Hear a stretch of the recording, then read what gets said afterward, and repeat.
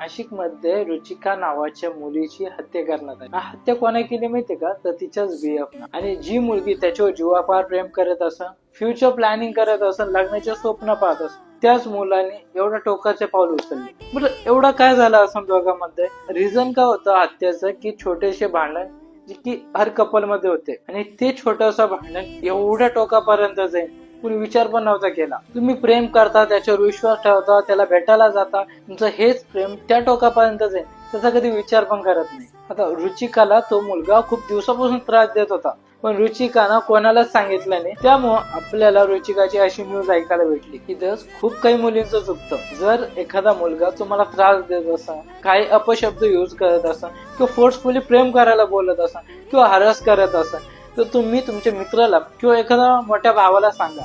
या अशा काही गोष्टी ना तिथेच बंद होतील. प्रत्येक कपल मध्ये भांडण होत राहतात. असं कोणतेच कपल नाही ज्यामध्ये भांडण नसतं. ते भांडण एका रात्रीत सॉल्व्ह करायचे असं, नसनच जमत तर वेगळे व्हा, असा टोकाचा विचार नका करू. एखाद्याचं आयुष्य जाईल.